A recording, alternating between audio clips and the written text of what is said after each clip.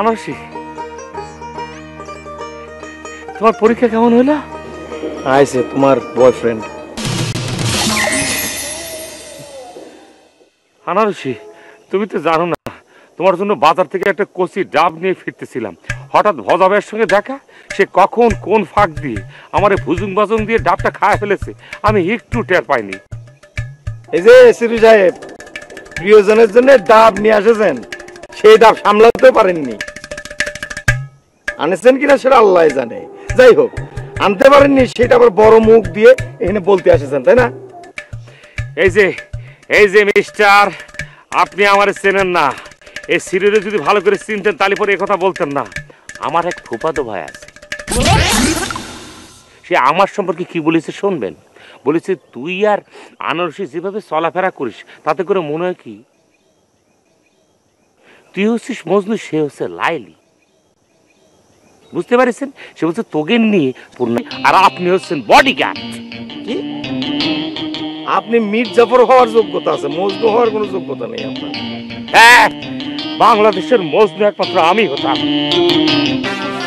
এইসব বাজে বাজে কথা শুনতে খুব ভালো লাগছে। চলেন তো, চলেন। দেখি আনারসি ভাইয়া কি এরম করে রিকোয়েস্ট করলো কিসের জন্য? না না না না, এর ভিতরে অবশ্যই রহস্য আছে, আমার উদ্ঘাটন করা লাগবে।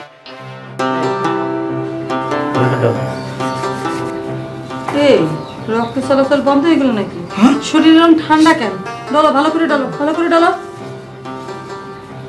মকবুল, এ মকবুল, মকবুল, দেবতী, আমি বাইরে এলাম এক ঝামেলার মধ্যে, তার মধ্যে এসব কি ঝামেলা চিন্তা করো। আপা, এ মনিটরে গেল নাকি? এই বাজে কথা না, একদম বাজে কথা না। ডলো। আমার গলা ভয় করতেছে, হাতের তো মরতে মরতে ওর পায়ের দিকে চলে যায় কিনা। এই কাছে ভাই, এসব অলক্ষণে কথাগুলো বন্ধ করো না। এই ও মা, এই জ্ঞান ফিরিনি এখনো? না চাচা, বুঝতেছি না তো, হাত পা কেমন একটা ঠান্ডা হয়ে আইতেছে। ও মা, আরে আরে আছে তো, এই নিঃশ্বাস চলতেছে, আছে আছে আছে, জানা আছে। চাচা, আমার জানি কেন ভয় ঠেকতেছে, তা হাত পা ঠান্ডা হয়ে যাবে কিছু দিনে। ডলি কিরম মান মারিছে? আরে আজরাইল ধরলে ছাড়ে, কিন্তু ডলি যদি ধরে সে তো আর ছাড়ে না। আচ্ছা, তোর ভাই ডলের এখানে কেন গেছিল বলতো? আরে কি জন্য গেছিল সেটাকে আমি জানি নাকি? মামা, এইসব কথা এখন বাদ দাও তো, বাদ দাও। এই মকবুল ভাই, জায়গায় ওঠো তো, ওঠো তো, তুমি ওঠো। ভাই, এ ভাই জায়গায় উঠে বলো না, আমার আলতার প্রয়োজন। ছি ছি ছি ছি ছি, হ্যাঁ তুই বললি কি? আরে আলতা তো ছিল ভজার বউ, তাহলে ভজাকে ছেড়ে আলতা চলে গেছে কি এসব কারণে? এই চাচা, এই আমি কি ওই আলতার কথা কইছি? আমি তো কইছি পায়ে দেওয়ার আলতার কথা।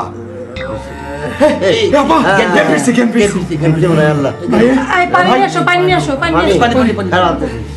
এই মকবুল, এ ভাই, ভাই শরীর কেমন একটু ঠিক লাগতেছে? হ্যাঁ ভালো লাগতেছে আপা। কিছু খাবা, দেওয়া তো শরীর গরম হয়েছে নাকি দেখো তো। হ্যাঁ আপা, কি করো?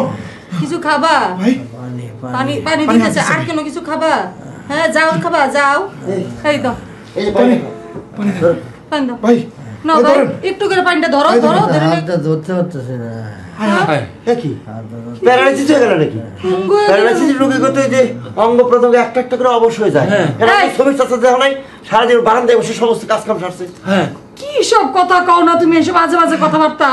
হ্যাঁ চাচা, হয়েছে কি, তাহলে তো আমার মারিছে, ঠিক আছে, পায়ে মারিছে, হাতটাতে আমি ঠিক আছে, আর মারিছে ঠিক আছে, ওষুধপাতি খেয়ে আমার তো সুস্থ হতে হবে। ও আমার বিরুদ্ধে যে ধরনের চক্রান্ত করেছে, শুয়ে বসে থাকলে হবে না। আমার হাত ঠিক হয়ে যাবে, দু একটা বাড়ি করেছে, পায়ের মধ্যে মারিছে বেশি, তবে আমার যে করে হোক মুভ করতে হবে। ডলি যে চালিয়েছে, আমার শুয়ে থাকলে হবে না, বুঝছেন? এই ষড়যন্ত্রের উপযুক্ত একটা জবাব দিতে হবে। পানিটা করবে,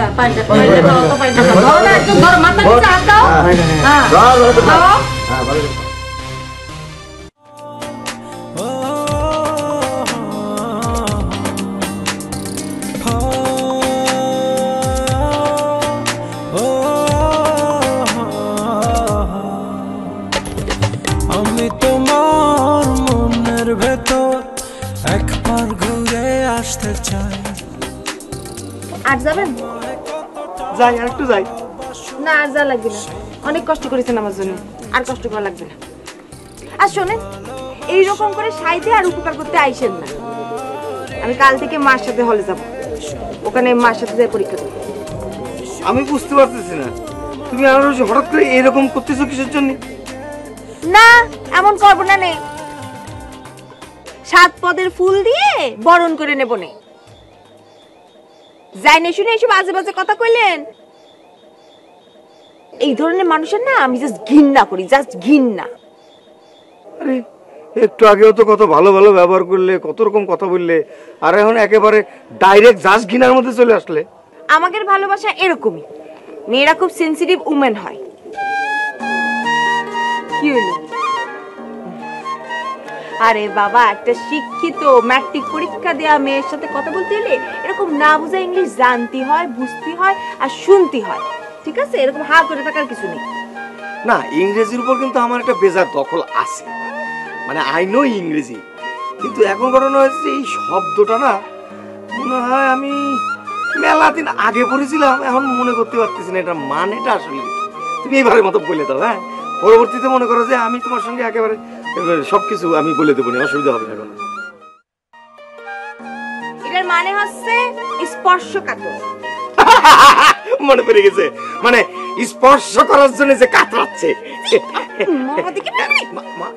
দুষ্টামি আজে বাজে কথা বলে। আচ্ছা ঠিক আছে, আর দুষ্টুমি করবো না, আজে বাজে কথা বলবো না। তবে হ্যাঁ, আমি মনে মনে একটা চিন্তা করেছি, বুঝছো, যে বাজারে গিয়ে 30 টাকা দিয়ে 30 দিনে ইংরেজি শিক্ষার একটা বই কিনে নেব। তালি পরে মনে করো যে 30 দিনের মধ্যে I can English talk, I can write talk, সব করতে পারবো। হ্যাঁ, আর তোমার সঙ্গে মনে করো যে ইংরেজিতে আমি টকিং করবো এরপর থেকে। আমি এখন তো আপনার সাথে কথা বললি, তো আপনি কথা বলতে আসলেও আমি আর কথা বলবো না। আপনি যে কথা শুনালেন, সিরু সিরু আমার বয়ফ্রেন্ড, এই কথা শোনার পর থেকে না আমার মাথার মধ্যে আগুন জ্বলছে। আপনারা আমার সামনে আসবেন না, জানেন কি হচ্ছে কি? হ্যাঁ, সি সি সি সি, এই ছেলেটার সঙ্গে এরকম ব্যবহার করতেছিস কিসের জন্য? হ্যাঁ, কত ভালো ছেলে। মা কই আমি বাজে ভাইয়া, আমি আপনার সাথে খারাপ ব্যবহার করেছি? একদমই না, আমি শুধু ভাইয়াকে বুঝাচ্ছিলাম যে আমি ওই হলটল চিনে গেছি, মা আমি একাই যেতে পারবো, ভাইয়ার কষ্ট করে আসা লাগবে না, আমার নিয়ে যাওয়া লাগবে না। ও সেটা অবশ্য ঠিক করেছে। ও বাবা, অসুবিধা নেই, এই আমি ওরে নিয়ে যাবো না, তোমার আর কষ্ট করার কোনো দরকার নেই। ও হ্যাঁ, তাই তো, হলটল তো চিনিয়ে গেছে না। ঠিক আছে, তুমি এখন যাও। জি, আজকে চলে যাচ্ছি, তবে আসবো নি আবার, ওই পরীক্ষা কেমন হলো জানার জন্য আসবো। আচ্ছা ঠিক আছে, ভালো করে পড়াশোনা করো। হ্যাঁ,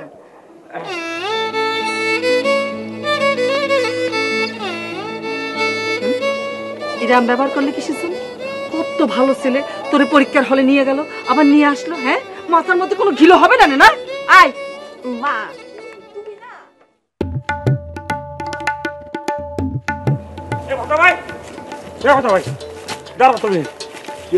তোমার কাছে যে 3000 টাকা পাই, কই সেই টাকা তো তুমি পরিশোধ করলে না?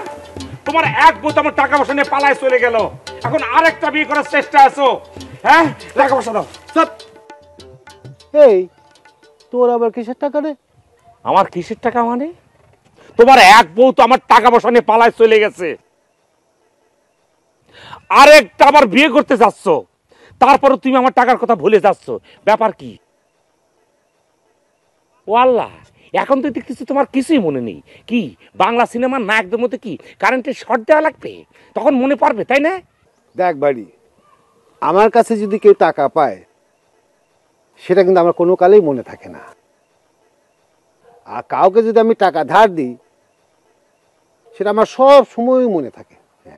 এক বাড়ি বাস, তুই একই মুরগি বারবার জবাই করবি, সেই সুযোগ তুই আর পাবি না, পাবি না, পাবি না। যা বাজা ভাই, আবার কি? তুমি যদি ভালো মানুষের মতো আমার টাকা পয়সা পরিশোধ না করো, তাহলে পরে কিন্তু আমি তোমার প্রিয় তোমার কাছে যে সব আসল ঘটনা ফাঁস করে দিবে না, শেষে কিন্তু বিয়ে আটকে যাবে না। ওরে মা গো রে, এরা আমার সাথে কি শুরু করেছে রে? ভালো কায়দায় ফেলছে তো আমারে। আমি কি বিয়ে করতেছি নাকি পাপ করতেছি? না, আমার তো এবার অ্যাকশনে যাইতে হবে। কি করলি? কি করলি তুই? ক আবার ক, আবার ক। এ বাজা ভাই, বাজা ভাই কলার ছাড়ে তো কয়ে দিলাম, কিন্তু আমি হচ্ছে পাওনাদার, তুমি হচ্ছে দেনাদার। আমি কিন্তু বড় ভাই মানবো না, কিন্তু আমার কিন্তু হাত উঠে যাবে না, কিন্তু কলার ছাড়ে দাও। আচ্ছা তুই আমার গায়ে হাত উঠাবি? নে উঠা, উঠা দেখি, উঠা উঠা। স্যার আমি উঠাচ্ছি। উঠা উঠা দেখি, উঠা। এই যে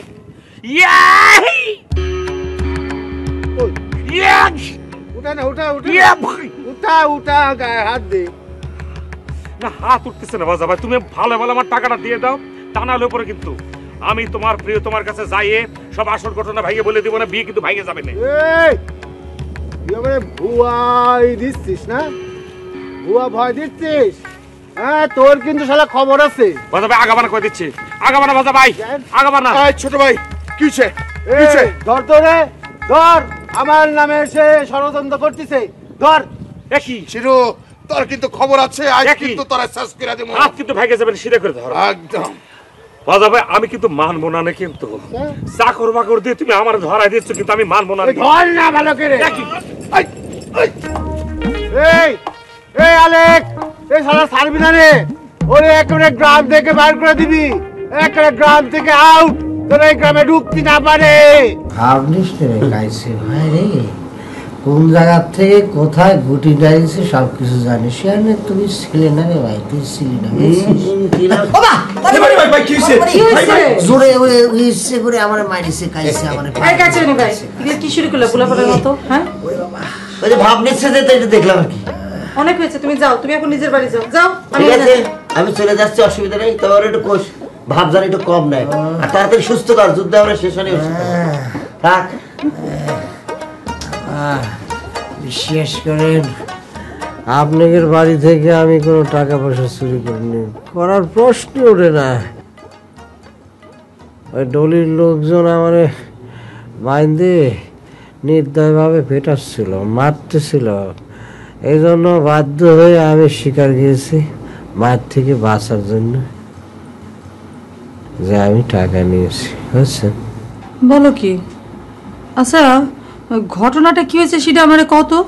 আসলে হয়েছে কি দাদা, আমার তো ছোট্ট ভাই বাড়ি থেকে বাইর করে দিয়েছে। আমি আরো চিন্তা করলাম কোথায় থাকা যায়, আপনাদের বাড়ির তো ঝামেলা, তাই ওই বাড়িতে ডলিংয়ের বাড়িতে আমি গিয়েছিলাম। গিয়ে ঝোঁকের মাথায় কয়ে ফেলেছি, চিন্তা করেছি বিয়ার প্রস্তাব দিয়ে সারা জীবনের জন্য অনুযায়ী থাকতে পারি, কি করব, থাকার জায়গা নেই। তো সেটা কতে প্রতিহিংসা করার হয়ে ডলি আমার ষড়যন্ত্র করে এরমভাবে মানুষের দিয়ে মায়ের আইছে। দেখেন মামা, দেখেন অবস্থাটা খালি একটু চিন্তা করেন। তুমি তো আনারসিরে পড়াও, আর আমারও আপা বলে ডাকছো। তোমার যখন এখন এত বড় বিপদ, ঠিক আছে তুমি না হয় আমাদের বাড়িতে এসেই থাকো। ওরে আল্লাহ, বেনা আপা কি করলো, তাদের বাড়িতে থাকার জন্য করছে? ওরে ডলি, ডাইনি, হিটলার, তুষ্য ফুলন দেবী, তোর তো এখন ধন্যবাদ দিতে আসছে রে। আমার তো ইচ্ছে করতেছে এক গোছা ফুল তোর কাছে দিয়ে তোর আমি শুভেচ্ছা স্বাগতম জানাই রে। তুই আমারে আরো মারতি, আমার কোনো কষ্ট হতো না। ওরে ডলি, তোরে আমি অন্তর থেকে দোয়া করলাম। যা